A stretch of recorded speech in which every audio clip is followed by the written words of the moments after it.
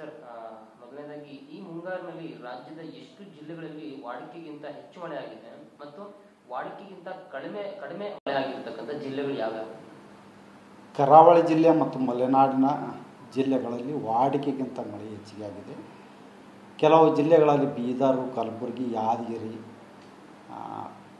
ಚಿತ್ರದುರ್ಗ, ತುಮಕೂರು, ದಾವಣಗೆರೆ, ಬೆಂಗಳೂರು, ಕೋಲಾರ ಈ ಜಿಲ್ಲೆಗಳಲ್ಲಿ ಮಳೆಯ ಕೊರತೆ ಇನ್ನೂ ಐತಿ. ಆದರೆ ಜುಲೈ 31 ತನಕ, ಅಂದ್ರೆ ಜುಲೈ 21ರಿಂದ ಜುಲೈ 31 ತನಕ ಮಳೆಯ ಪ್ರಮಾಣ ಏರಿಕೆಯಾಗುವ ಸಾಧ್ಯತೆ ಇರುವುದರಿಂದ ಈ ಕೊರತೆ ನೀಗಿಸಬಹುದು.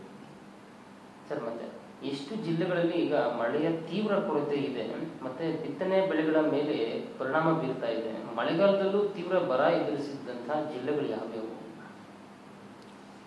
ಈ ತೀವ್ರ ಕೊರತೆ ಕಾಣುವಂಥ ಜಿಲ್ಲೆಗಳು ಬೀದರ್, ಕಲಬುರಗಿ, ಯಾದಗಿರಿ, ರಾಯಚೂರು,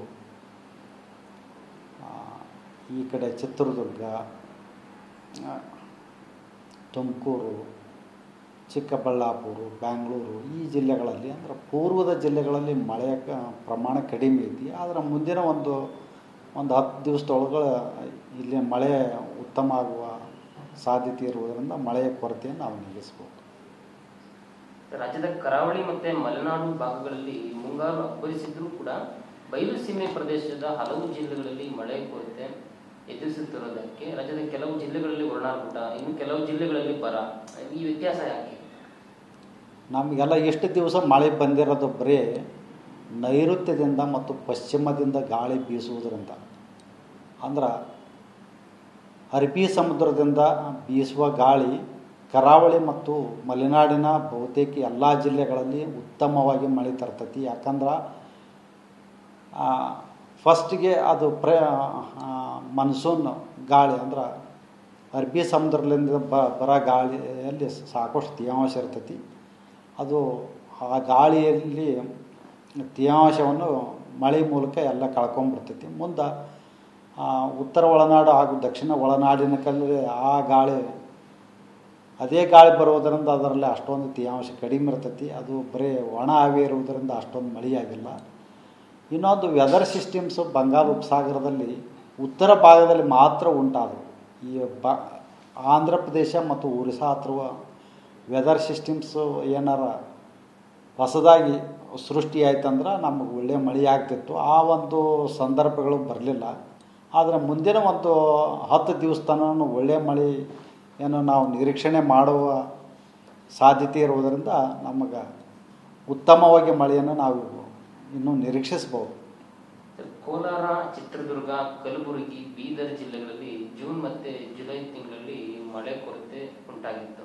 ಈಗ ಬೆಳೆ ಬಿತ್ತನೆ ಮಾಡ್ತಕ್ಕಂಥ ಸಮಯ, ಮಳೆ ಇಲ್ಲದೆ ರೈತರು ತಲೆ ಮೇಲೆ ಕೈ ಹೊತ್ತು ಕೂತಿದ್ದಾರೆ. ಜುಲೈ ತಿಂಗಳ ಅಂತ್ಯಕ್ಕೆ ಮಳೆ ಕೊರತೆಯನ್ನು ಎದುರಿಸಿದ ಜಿಲ್ಲೆಗಳಿಗೆ ಮಳೆ ಆಗುತ್ತಾ? ಇಲ್ಲಿಯವರೆಗೆ ಏನೇನು ಮಳೆಯನ್ನು ಕೊರತೆಯನ್ನು ಅನುಭವಿಸಿದ ಬಹುತೇಕ ಎಲ್ಲ ಪೂರ್ವದ ಜಿಲ್ಲೆಗಳಲ್ಲಿ ಇನ್ನೂ 10 ದಿವಸ ತನಕ ಮಳೆಯಾಗುವ ಹೆಚ್ಚಿನ ಸಾಧ್ಯತೆಗಳದಾವು. ಜುಲೈ 31 ತನಕ ಉತ್ತಮವಾಗಿ ಮಳೆಯಾಗುವ ಸಾಧ್ಯತೆಗಳದಾವೆ ಎಲ್ಲ ಕಡೆ. ಮತ್ತೆ ಗದಗದಲ್ಲಿ ಸರ್, ಮಹಿಳೆಯರು ಮಳೆಗಾಗಿ ಗಂಗಾ ಪೂಜೆಯನ್ನು ಕೂಡ ಮಾಡಿದ್ದಾರಂತೆ. ಹಲವು ಜಿಲ್ಲೆಗಳಲ್ಲಿ ರೈತರು ನೇಗಿಲು ಹಿಡಿದು ಹೊಲ ಉಳುಮೆ ಮಾಡೋದಕ್ಕೂ ಸಜ್ಜಾಗಿದ್ದಾರೆ. ಇವರಿಗೆಲ್ಲ ಬೇಕಿರೋದೇ ಮಳೆ. ಕೆಲವೆಡೆ ಮೋಡ ಇದ್ರೂ ಕೂಡ ಮಳೆ ಬರುತ್ತೆ ಇಲ್ಲ ಅಂತ. ಯಾಕೆ? ಒಂದದ್ದು ಗಾಳಿಯಲ್ಲಿ ತೇವಾಂಶ ಕಡಿಮೆ ಇರುತ್ತೆ. ಇನ್ನೊಂದು ವೆದರ್ ಸಿಸ್ಟಮ್ಸ್ ಇಲ್ಲ. ಈ ವೆದರ್ ಸಿಸ್ಟಮ್ಸ್ ಇದ್ರೆ ಅದು ನಮ್ಗೆ ಮಳೆ ಬರ್ತೈತೆ. ಆ ಒಂದು ಸಿಸ್ಟಮ್ಸ್ ಫಾರ್ಮ್ ಆಗಿಲ್ಲ, ನಮ್ಗೆ ಮಳೆ ಬಂದಿಲ್ಲ. ಮುಂದಿನ ದಿನಗಳಲ್ಲಿ ಈ ಜುಲೈ 31 ತನಕ ಒಳ್ಳೆಯ ಮಳೆ ಆಗುವ ಸಾಧ್ಯತೆ ಐತಿ. ಕರ್ನಾಟಕದ ಬಹುತೇಕ ಎಲ್ಲ ಕರ್ನಾಟಕ ರಾಜ್ಯದಿಂದ ಉತ್ತಮ ಮಳೆಯನ್ನು ಆಗುವ ಸಾಧ್ಯತೆಗಳದಾವೆ ಇನ್ನೂ ಒಂದು 10 ದಿವಸ ತನಕ. ಚನ್ನಪಟ್ಟಣದ ಹೊಂಗನೂರು ಕೆರೆ ಸೇರಿದಂತೆ ಮಳೆಗಾಲದಲ್ಲೂ ಕೂಡ ರಾಜ್ಯದ ಪ್ರಮುಖ ಕೆರೆಗಳು ಇನ್ನೂ ತುಂಬಿಲ್ಲ. ಸೊ ಮಳೆ ಬಂದಷ್ಟೇ ಬೆಳೆಗೆ ಉಳಿಗಾಲ, ಬಿತ್ತಿರೋ ಬೆಳೆಗೆ ನೀರು ಸಿಗ್ತಾ ಇಲ್ಲ. ಜುಲೈ ಹಂತದಲ್ಲಿ ಮಳೆ ಕೊರತೆ. ಸೊ ವರ್ಣನೆ ಕೃಪೆ ತೋರ್ತಾನೆ ಅಂತ ತಾವು ಹೇಳಿದಂಗೆ ಇನ್ನೂ ಮಳೆ ಇನ್ನೂ ಬರ್ತೈತಿ.